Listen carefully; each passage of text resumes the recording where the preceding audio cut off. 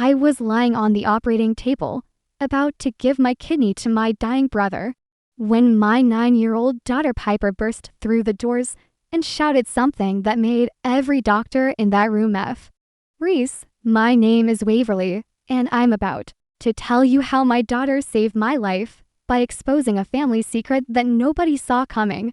I'm a 36-year-old single mother who teaches 4th grade at Riverside Elementary. The kind of person who brings homemade cookies to parent-teacher conferences and stays late to help struggling students. The kind of person who always puts family first. My brother James is 3 years older than me. Growing up, he was the golden child who could do no wrong. Star quarterback in high school. Successful real estate developer by 30. Married to a former beauty queen named Carmen. He had the house with the white picket fence, the luxury SUV, the vacation photos from Europe. Meanwhile, I was driving a 10-year-old Honda and clipping coupons to make ends meet. My daughter Piper is 9 years old, quiet as a mouse, but sharp as a tack. She notices everything. The way people's voices change when they're lying. The way adults spell out words they think she won't understand.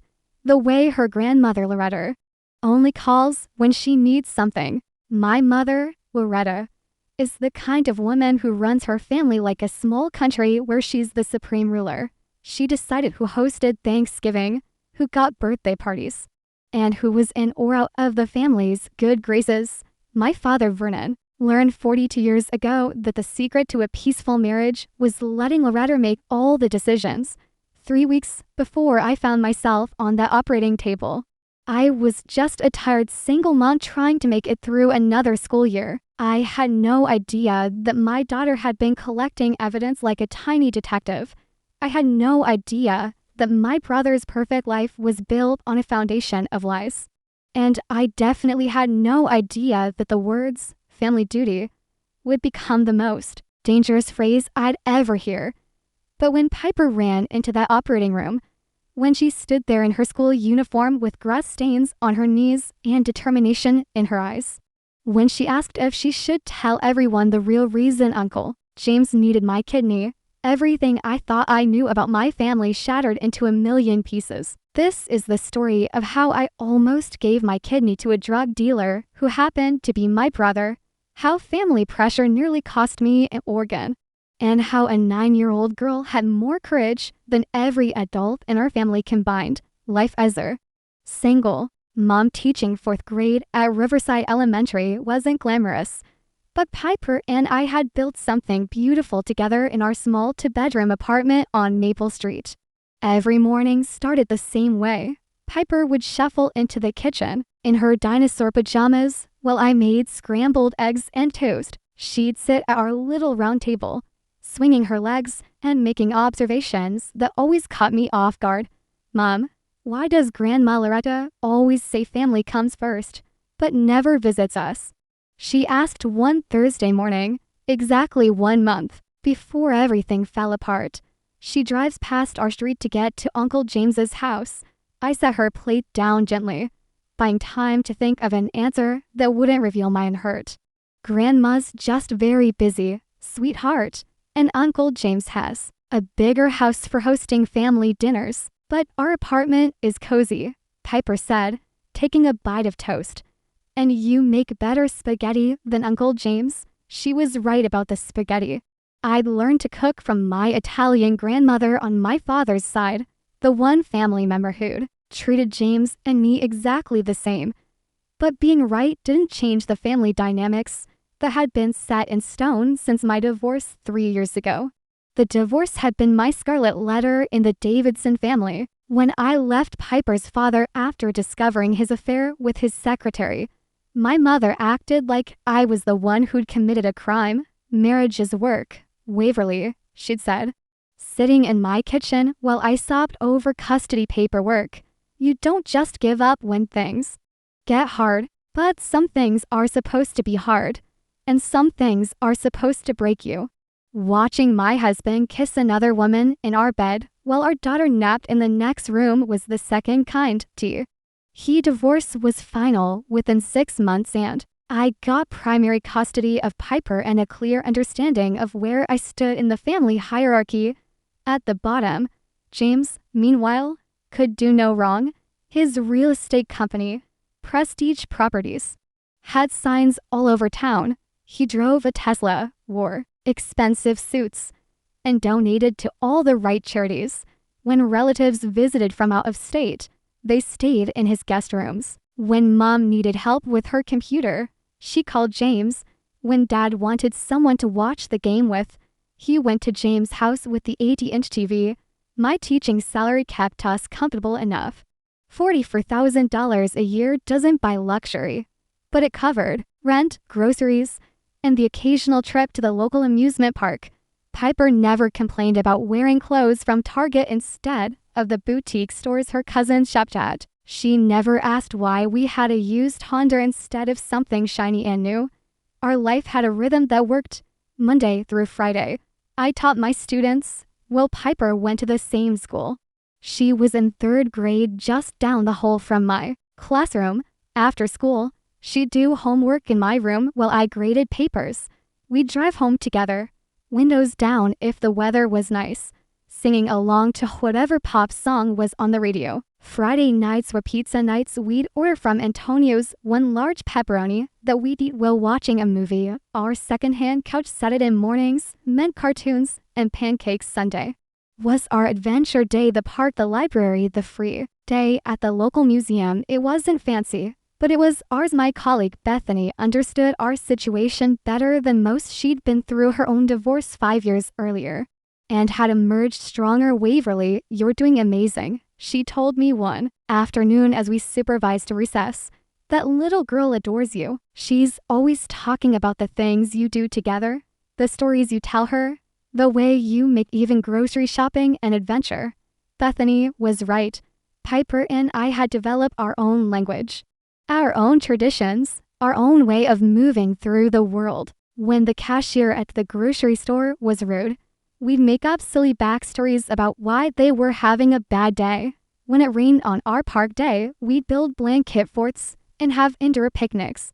When money was tight at the end of the month, we'd have breakfast for dinner and pretend we were at a fancy French cafe.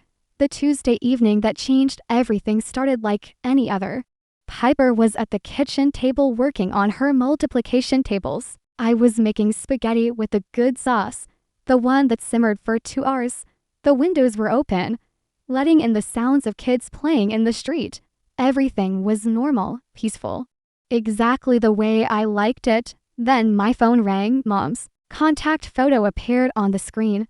A picture from James's wedding where she was beaming at him like he'd hung the moon. Waverly, it's about James. You need to come to the hospital now. The drive to Riverside General Hospital took 12 minutes, but it felt like 12 hours.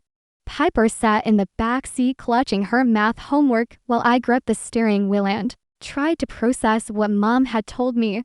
James had collapsed during a business presentation. His kidneys were failing. They needed family there immediately. The emergency room waiting area was already full of Davidsons. When we arrived, Mom stood at the center like a general commanding troops, her silver hair perfectly styled despite the crisis. Dad sat quietly in a corner chair, his mechanic's hands folded in his lap. My cousin Nadine was there with her husband, and even great Aunt Meredith had driven down from Portland. Finally, Mom said when she saw me, though I had broken every speed limit to get there, James is asking for you. The ICU was a world of beeping machines and harsh, fluorescent lights. James lay in the narrow bed, and for the first time in my life, my big brother looked small.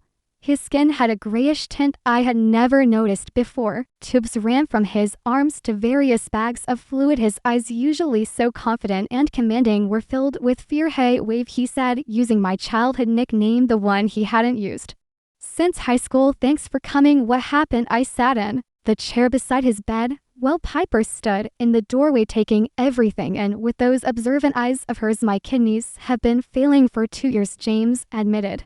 I didn't want anyone to know. Bad for business, you know? But today, my body just gave up.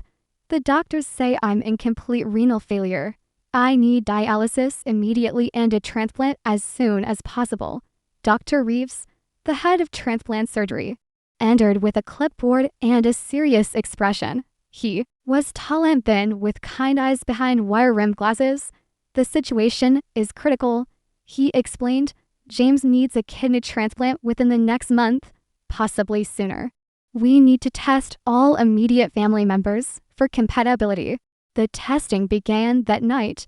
One by one, we were called back for blood draws, medical histories, and preliminary screenings. Mom went first, insisting she give both kidneys if it would save James, but her blood type was wrong. A negative when James needed O positive. Dad was the same. Nadine was type B. Aunt Meredith was too old and had diabetes. Then it was my turn. The nurse drew vial after vial of blood while Piper watched from a chair. Her homework forgotten. Will it hurt my mom? She asked the nurse. Just a little pinch. The nurse assured her, your mom's very brave. But bravery had nothing to do with what came next. The results came back the following morning. I was a perfect match. Oh, positive blood type, excellent health, no underlying conditions. Even our tissue markers aligned in a way Dr. Reeves called remarkably compatible.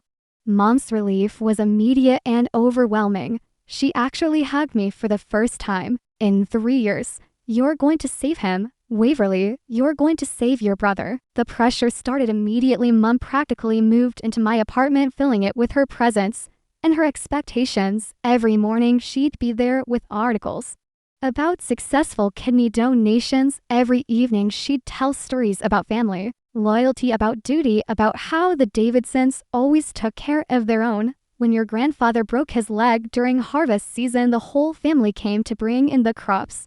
She said one night sitting at my kitchen table while Piper pretended to watch TV when Aunt Meredith had cancer, we all took turns driving her to chemotherapy. This is what we do, Waverly. This is who we are.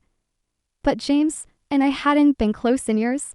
After my divorce, he'd made his position clear. Maybe if you'd been a better wife, he'd said at a family dinner, loud enough for everyone to hear.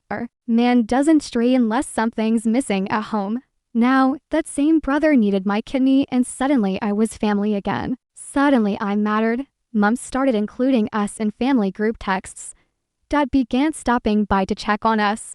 Even Carmen, James's perfect wife, called to thank me for considering the donation. You don't have to do this, Bethany told me during lunch break at school. Being related to someone doesn't mean you owe them an organ.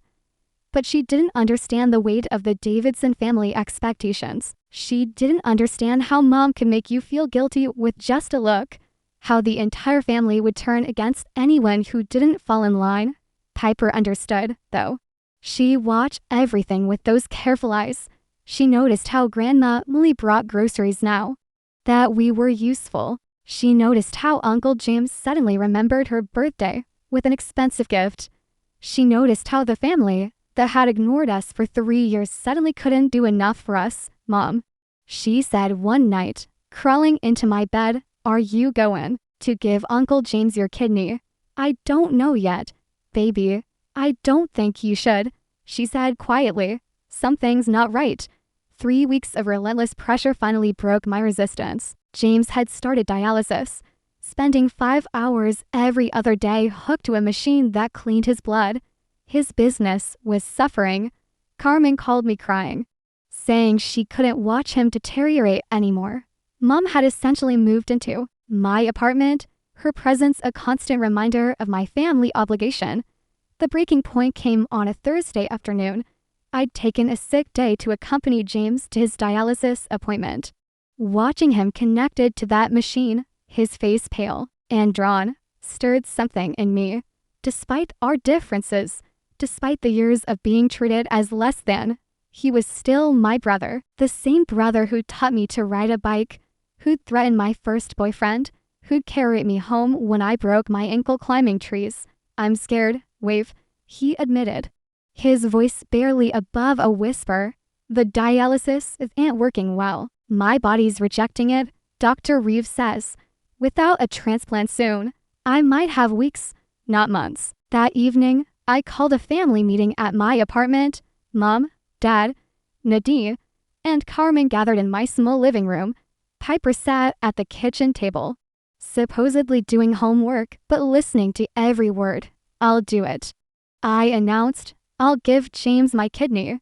The relief in the room was palpable. Mom actually cried, real tears streaming down her carefully made-up face. Dad nodded approvingly. The most emotion I'd seen from him in years. Carmen grabbed my hands, thanking me over and over. Even Nadine, usually so reserved, said I was doing the right thing. You're a hero, Waverly, Mom declared. A real hero. James will never forget this.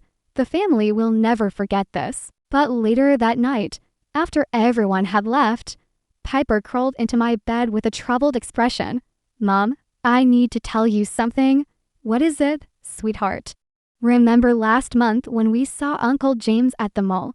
When he said he was at our business meeting in Chicago? I remembered. We'd been shopping for school supplies when Piper spotted him outside a restaurant. He'd seemed flustered, quickly explaining he'd had to cancel his trip at the last minute. He was with a woman, Piper continued. They were kissing. It wasn't Aunt Carmen. My stomach twisted. Maybe you were mistaken, baby. I wasn't. And there's more. She pulled out a small notebook from under my pillow, one of those composition books kids use for school. I've been writing things down. The notebook was filled with her careful handwriting, observations dated over the past 3 weeks. Uncle James on phone calls when he thought no one was listening. Conversations between Grandma and Grandpa about James's problems. Medicine bottles with different names. Screenshots she'd printed at the school library. Piper, how did you get all this? Uncle James gave me his phone to play games during his dialysis appointments. But I looked at his messages instead. Mom, he's been lying about something big. I read through her notes, my hands shaking. References to someone named Derek. Mentions of inventory and distribution. Photos of prescription bottles with various names, none of them James Davidson. A text message from 2 weeks ago that made my blood run cold. Once I get the kidney, I can get back to full capacity. My sister has no idea what really caused this. Mom, I googled kidney failure causes at the library, Piper said.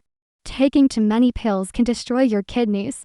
Uncle James has been taking lots of pills, different kinds, all the time. I wanted to dismiss it as a child's misunderstanding. But Piper had been methodical. She'd documented dates, times, and conversations. She'd taken photos of his medicine cabinet during our visits. She'd even recorded a conversation on her tablet. James talking to someone about keeping Waverly in the dark until after the surgery. The surgery was scheduled for Monday morning, just 3 days away. I'd already taken medical leave from school. My substitute was prepared. The preoperative appointments were complete. Everything was in motion. What should I do, baby? I asked Piper, this 8-year-old who'd become my wisest advisor. Tell someone, she said simply, or let me tell them. But who would believe us? Mom would dismiss it as cold feet. James would deny everything. The family would say I was making excuses to back out. I needed more proof, but time was running out. That weekend, I went through the motions of preparation, the pre-surgery diet, the medical clearances, the paperwork. But I also did something else. I contacted James' ex-business partner, someone who'd left the company abruptly last year. I reached out to Carmen's sister, who'd made strange comments about James at Christmas. I started piecing together a picture that made my decision clear. Sunday night, the eve of surgery. I sat with Piper one last time. If something seemed wrong, tomorrow, you know what to do. She nodded, clutching the folder of evidence we'd compiled together. I'll be brave, Mom, just like you taught me. Monday morning arrived with a cold February rain beating against the hospital windows. I'd been at Riverside General since 4 a.m. Going through final preparations. The surgical team had explained everything one more time. The incision, the removal, the recovery time, the lifetime of monitoring that would follow. I'd signed consent form after consent form, each signature feeling heavier than the last. James was already in the adjoining operating room, unconscious and prepped. Through the small window in the door, I could see him lying there, surrounded by masked figures in blue scrubs. In a few minutes, they'd put me under, too, and when we both woke up, my kidney would be keeping him alive. The anesthesiologist, Dr. Martinez, checked my for one final time. Any last questions? Waverly, before I could answer, the double doors of the operating room burst open with such force that several nurses jumped. There stood Piper in her school uniform, navy blue jumper with grass stains on the knees, her hair still in the crooked braids I'd done yesterday. Behind her was Mrs. Chen, my 75-year-old neighbor, both of them breathless and soaking wet from the rain. "I'm so sorry," Mrs. Chen gasped, her hand pressed to her chest. She said it was life or death. She said her mommy was in danger. Security immediately moved toward them.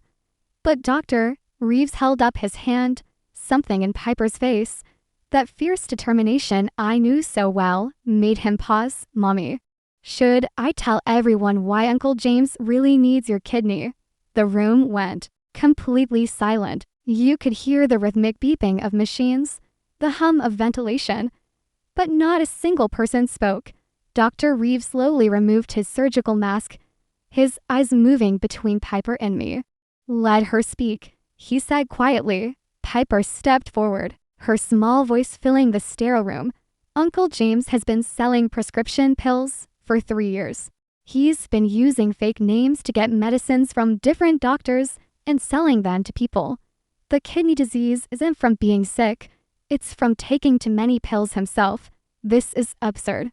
Someone said. The Dr. Reeves raised his hand. Again, Piper pulled out James's phone from her backpack. "I have proof.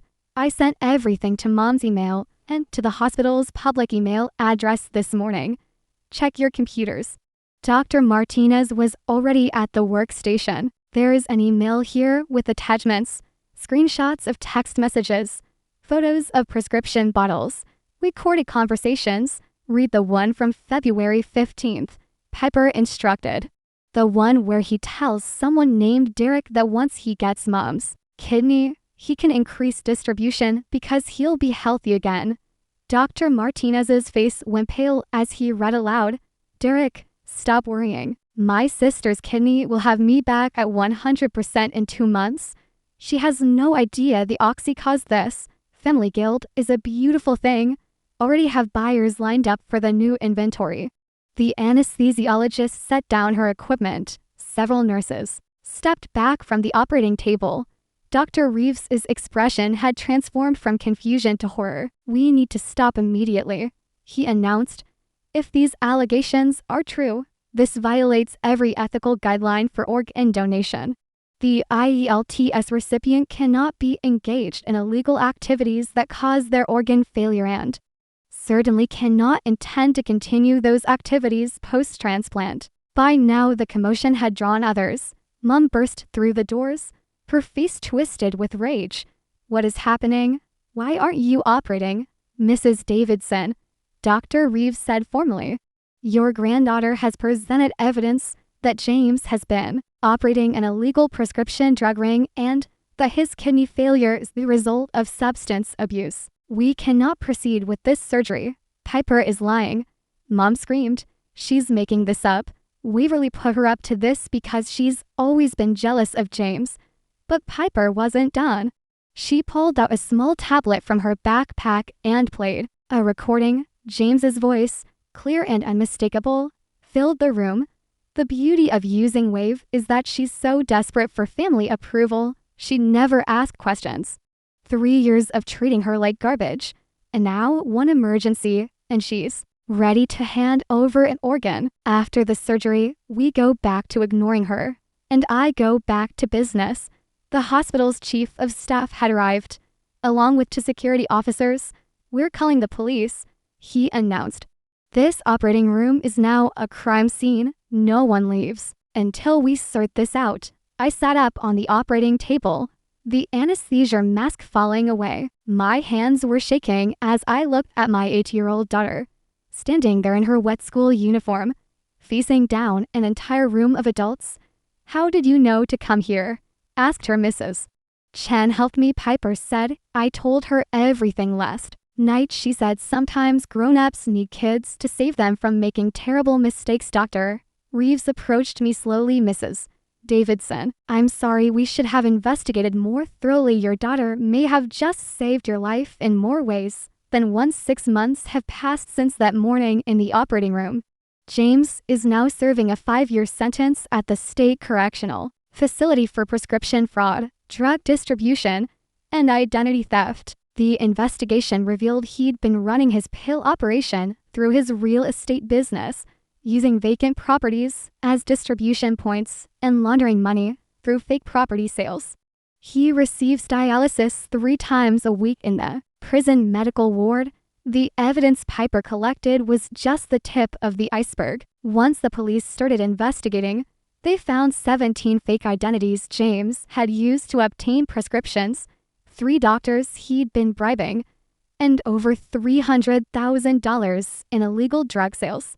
His real estate company was seized by the government. Carmen filed for divorce the day after his arrest and moved back to her parents' house in Texas. "Our family imploded completely. Mom still insists I should have given James the kidney anyway. That family loyalty should have trumped everything else. He's your brother," she said during our last conversation. "You let him rot in prison when you could have saved him."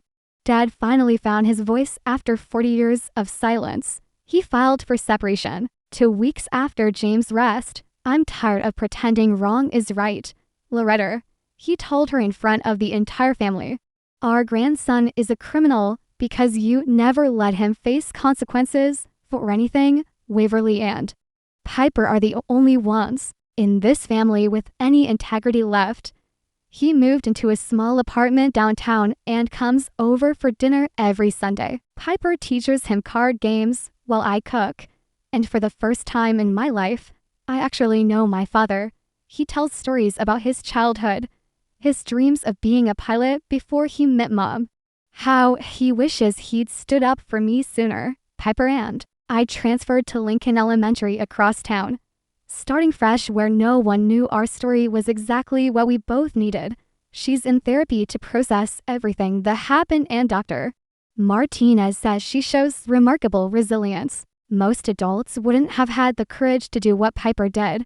She told me during our last session, she knew the adults in her life were making a dangerous decision, and she chose to act. That takes extraordinary bravery." The school district awarded Piper a citizenship award for her courage. The local newspaper wanted to do a story, but we declined. Some stories don't need to be public. Some victories are private, meant to be held close and treasured quietly. Last week, I received a letter from Carmen that brought me to tears. "Waverly, your daughter saved more than just your kidney. She exposed a man I didn't really know. I found out James had been cheating on me for 2 years with multiple women, using drugs I didn't know he was taking, and planning to expand his drug operation after the transplant. You would have sacrificed an organ for someone who saw you as nothing more than a spare parts inventory. Piper protected you when the adults who should have protected you failed. But the most profound change is in my relationship with Piper. Every night when I tuck her in, we have the same exchange that's become our ritual. Mom, are you proud of me?" she asks, even though she knows the answer. "You saved my life in more ways than one. Baby, you taught me that family isn't about blind loyalty or sacrifice. It's about protecting the people who truly love you, even when that means standing up to the people who don't." She always smiles and adds, "And sometimes, Mom, the smallest voice in the room needs to be the loudest." The scar from the surgery prep remains on my abdomen, a 2-inch mark where they made the initial incision mapping. I don't hide it. When people ask, I tell them it's a reminder of the day I almost made the biggest mistake of my life, and how my -1-year-old daughter had more wisdom than every adult in the room. Family doesn't mean sacrificing yourself for someone who would destroy you without remorse. Blood relations don't automatically deserve your organs, your sacrifice, or your silence. When they're doing wrong, Sometimes the greatest act of love is having the courage to say no, even when everyone expects you to say yes. True family protects you from harm, not leads you to it. And sometimes that protection comes from the most unexpected source. An 9-year-old girl with a composition notebook, a tablet, and the courage to burst through operating room doors. Piper saved my kidney. But more importantly, she saved me from a lifetime of being used by people who confuse manipulation with love. She taught me that standing up for what's right isn't about being the loudest or the strongest. Sometimes it's about being the only one brave enough to speak the truth. If this story resonated with you, if you've ever felt pressured to sacrifice for family members who wouldn't do the same for you, please share this video. Leave a comment about a time when you had to choose between family expectations and your own well-being. And don't forget to subscribe to this channel for more stories about courage, truth, and the unexpected heroes in our lives.